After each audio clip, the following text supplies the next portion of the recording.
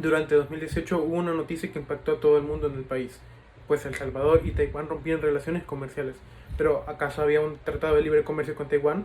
¿O cuáles eran exactamente las relaciones diplomáticas y comerciales que tenía el país? Lo averiguaremos. Vamos con los antecedentes. El Salvador y Taiwán establecieron relaciones diplomáticas en 1933, pero no es hasta 1957 de que Taiwán establece una legación aquí en el país. Luego, en 1961, se le da el rango de embajada a esa legación. En 1971, los gobiernos de El Salvador y Taiwán firman un convenio de cooperación agrícola, en donde Taiwán se comprometía a enviar expertos agropecuarios para asesorar y capacitar aquí a técnicos y a productores salvadoreños para fines agropecuarios siempre, pero esto con un fin. Pues gracias a esto se establecieron 7 proyectos agropecuarios a lo largo de los años, desde 1970 hasta 2005, en donde Taiwán estuvo apoyando a estos proyectos para la producción y para la exportación de azúcar. Durante la quinta reunión de jefes de Estado llevada a cabo entre Centroamérica y Taiwán en Managua, Nicaragua, durante el 2005, se estableció de que Taiwán quería seguir teniendo relaciones comerciales y diplomáticas con los países centroamericanos, y especialmente El Salvador y Honduras se le acercaron para realizar un tratado de libre comercio y así poder exportar productos a Taiwán con menos costos arancelarios. Las negociaciones del Tratado de Libre Comercio entre El Salvador, Honduras y Taiwán se llevaron a cabo en 4 rondas. La primera fue en mayo de 2006 en San Salvador, El Salvador. La segunda fue en julio del mismo año en San Francisco, Estados Unidos. La tercera fue en Tegucigalpa, Honduras, en septiembre concretamente. La cuarta fue en noviembre, en Los Ángeles, California, Estados Unidos siempre. No es hasta el 7 de mayo de 2007 que el tratado se suscribe en el Salón de Honor de la Casa Presidencial de El Salvador. Los firmantes fueron Chen Ruilong por parte de Taiwán, Yolanda Mayora de Gavidia por parte de El Salvador y Miriam Elizabeth Azcuna de parte de Honduras. En calidad de testigos estuvieron los presidentes de El Salvador, Antonio Saca, y por parte de Honduras, Manuel Zelaya. Entre los antecedentes comerciales que existen dentro del marco económico de Taiwán y El Salvador, existen diferentes productos, diferentes acciones económicas que se han realizado desde el 1945, 1970, 2000, 2004, 2005, hasta la negociación del Tratado de Libre Comercio entre Taiwán y El Salvador. ¿Cuáles han sido estos antecedentes comerciales? Entonces, estos antecedentes comerciales se han basado en la realización de exportaciones por parte de El Salvador, el sector azucarero, el sector cafetalero, el sector agro, ha sido beneficiado bastante con diferentes tipos de medidas comerciales que se han tomado durante el pasar del tiempo entre Taiwán y El Salvador. Este Tratado de Libre Comercio tiene una denominación política, una denominación diplomática, ya que para la importancia o la naturaleza de este Tratado de Libre Comercio, básicamente es ampliar el reconocimiento de los estados del sistema internacional o estados participantes dentro del sistema internacional hacia el estado de Taiwán como un estado independiente de la República Popular China. Esta naturaleza le da ciertas características en su denominación. Esta denominación se puede tomar por una parte como una denominación política y por otra parte como una denominación diplomática. Denominación diplomática en el aspecto de que Taiwán ofrece cierta inyección en la cultura, en la sociedad, en el sector económico y en el ámbito político, tanto como en la infraestructura o la estructuración de los márgenes económicos dentro de las negociaciones de los países. Estas características del Tratado de Libre Comercio o del TLC Taiwán-El Salvador son bastante puntuales. Por ejemplo, tenemos la caracterización de las acciones comerciales que se van a realizar dentro de los dentro de los diferentes negociaciones de los productos, por decirlo así. Tenemos un producto salvadoreño al cual se le va a aplicar dentro del listado de productos que van a ser negociados por el equipo de plenipotenciarios en, obviamente, la negociación del tratado, de la negociación y firma del tratado. Ese proceso o esa lista de productos ha sido previamente estudiada dentro de un margen general económico y cuál es el impacto que el crecimiento económico de este producto, de estos productos, puede tener dentro de la realidad económica de El Salvador. Ahora bien, estas características comerciales, políticas, culturales y sociales se ven reflejadas en diversos estadios de la realidad. Por ejemplo, la proyección social o la inyección social, cultural que hubo por parte de Taiwán fue la inserción de distintos talleres o métodos de aprendizaje para que los salvadoreños tuvieran acceso a diferentes maneras de poder sobrellevar o poder llevar su cotidianidad en el área cultural y en el área social. En la política no hubo directamente una intervención ni una influencia directa, pero indirectamente hubo una cierta inclinación hacia los oficiales de ese momento, a los que estuvieron en ese contexto y estaban desarrollándose. Hubo una influencia dentro del ámbito político por parte del Tratado de Libre Comercio. Pero muchos podríamos decir, pero otros estados no pueden venir a influenciar nuestra política. Sin embargo, en los tratados de libre comercio, la aceptación o el firmar, el convertirse en un estado parte dentro de un tratado, nos obliga o nos somete creando distintas responsabilidades hacia el cumplimiento de ese tratado, en el cual tenemos que desarrollarnos y tenemos que someternos a lo que dice el tratado en cuanto a la interacción entre los partes. Un tercero no tiene en este caso una tipo de competencia ni jurisdicción en poder influenciar. Sin embargo, si se toma otro tratado con otro país, entonces como la naturaleza de este tratado, por así decirlo, perdón, que estaban Honduras, Taiwán y El Salvador. Eran distintos estados parte, pero la influencia política era directamente de Taiwán hacia El Salvador. ¿Pero por qué?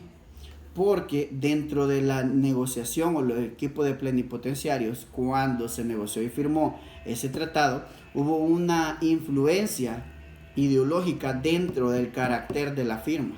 Entonces, eso crea ciertos aspectos que podemos tomar como puntos relevantes del acuerdo o tratado comercial o tratado de libre comercio entre Taiwán, El Salvador y Honduras, que en este caso nos vamos a enfocar más que todo en Taiwán y El Salvador, aunque es la misma aplicación para el otro país, dado que el tratado no ha tenido muchos cambios.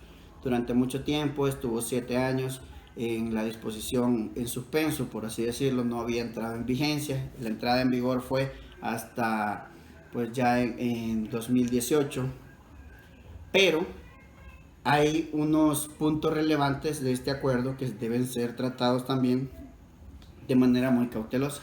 Por ejemplo, uno de los puntos importantes y bastante relevante de este tratado es de que en la naturaleza del tratado se logra discernir que existe cierto interés por parte de Taiwán a que más países se sumen al reconocimiento de que Taiwán es independiente de China. Sin embargo, eso está estipulado dentro del Tratado de Libre Comercio. Existe un artículo, una fracción del instrumento en el cual podemos identificar esa necesidad que tiene Taiwán por ser reconocido como Estado independiente. Ahora bien, el efecto económico que este tiene, que este punto tiene dentro de la realidad salvadoreña, es que al nosotros reconocer al Estado, el Estado reconoce a Taiwán como un Estado independiente.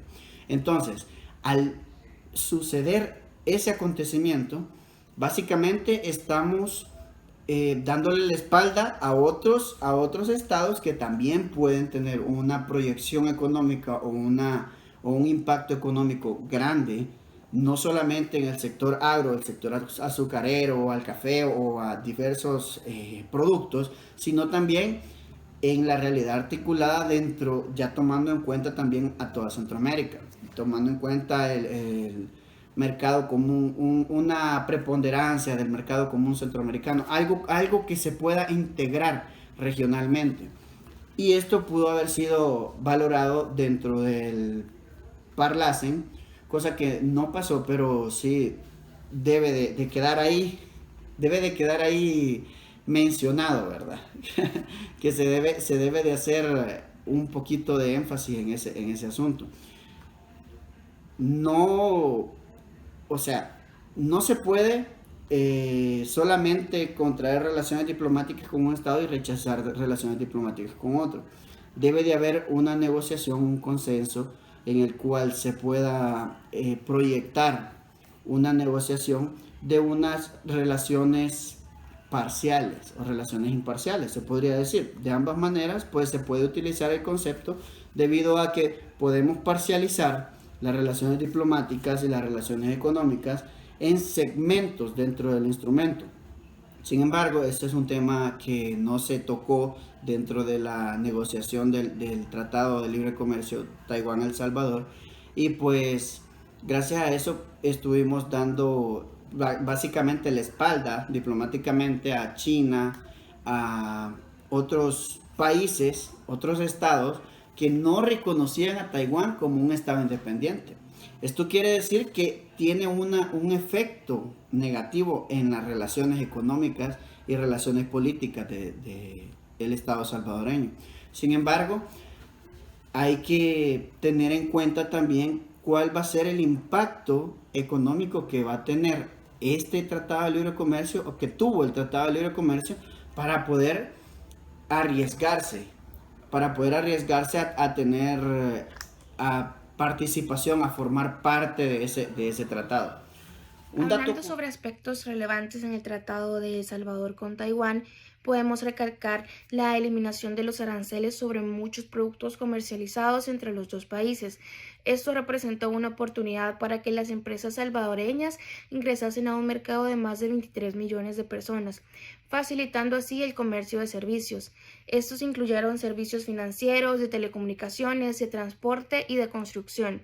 Fomentaba también la inversión. El tratado contenía disposiciones para proteger las inversiones y garantizar un trato justo a los inversores. Se lograron también bastantes avances en términos de cooperación económica y tecnológica. El tratado también incluyó disposiciones para promover la cooperación en áreas como la agricultura, la energía y también la educación. Los beneficios potenciales de este tratado para El Salvador fueron que aumentó las exportaciones. También el tratado eliminó los aranceles, como ya lo había mencionado, sobre muchos productos de El Salvador, haciéndolos así más competitivos en el mercado de Taiwán también. Hubo también más inversión extranjera directa. El libre comercio podía atraer también con este tratado nuevas inversiones a El Salvador, al crear un entorno bastante propicio para la inversión extranjera. También se dio un aumento en las exportaciones y pues la inversión, que podría llegar a crear muchísimos nuevos empleos en El Salvador. Una zona de libre comercio como esta podría generar hasta $1,000 millones en exportaciones adicionales en favor de El Salvador durante los próximos 10 años, según según un estudio del Ministerio de Economía de El Salvador. También el estudio estimó que una zona de libre comercio podía crear hasta 20,000 nuevos empleos en el área nacional. Sin embargo, es importante señalar que los beneficios de los tratados no se producen automáticamente. Las empresas salvadoreñas deben estar preparadas para aprovechar las oportunidades que ofrece el acuerdo. Esto incluye también fortalecer de nuestra parte la competitividad y desarrollar nuevos productos y servicios para explorar nuevos mercados. Un dato curioso de este Tratado de Libre Comercio es que en el mismo instrumento se estipula que al romper relaciones diplomáticas con Taiwán, existe la posibilidad de que nosotros rompamos relaciones comerciales con los mismos. ¿Por qué? Porque el Tratado de Libre Comercio tiene una denominación política, diplomática. Entonces, al proceder con la nulidad o al causar nulidad del tratado, básicamente estamos rechazando el reconocimiento directo del Estado taiwanés como un Estado independiente, que sea participante o que sea actor del sistema internacional. Y pasaría a ser un Estado que no reconoce, o sea, pasaríamos a ser un Estado que no reconoce a Taiwán como un Estado independiente. Por lo tanto, las relaciones comerciales, relaciones políticas, culturales, en sí las relaciones diplomáticas de manera articulada, tienen una transgresión en su naturaleza.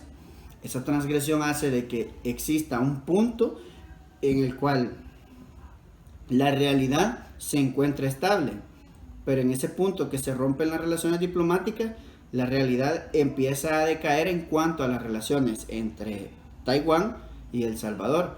Entonces, ¿qué fue lo que afectó? Y en este caso ahí fue donde vino el amparo del 2019, en el cual los de la Asociación de Azucareros de El Salvador presentaron un instrumento formal a la institución pertinente, que tenía la competencia de poderles dar respuesta, y se vio como un instrumento que no tuvo validez, no tuvo los elementos necesarios o los argumentos necesarios para poder seguir escalando de nivel, cosa que a la fecha solamente han sido respuestas negativas para el sector azucarero, que eran los máximos exportadores en ese momento, los que más les benefició el tratado, teniendo un incremento aproximadamente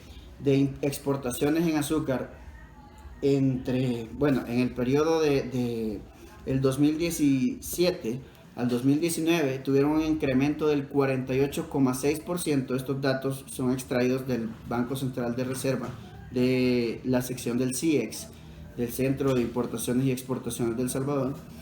Y este incremento que tuvieron del 43% fue bastante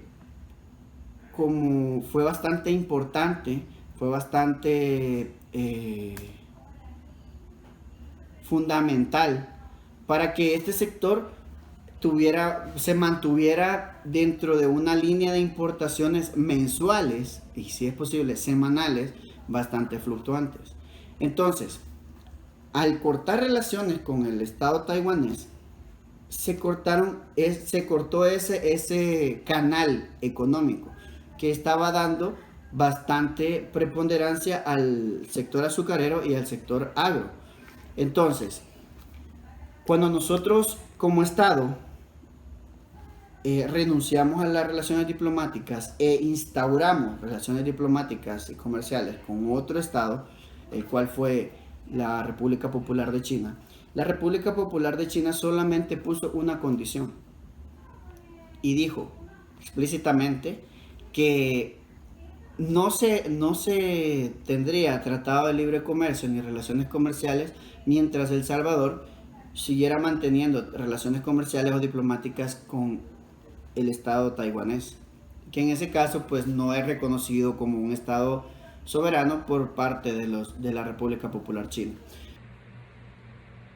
Durante 2015 y 2017 se llevaron a cabo reuniones administrativas acerca del Tratado de Libre Comercio que tenía El Salvador, Honduras y Taiwán.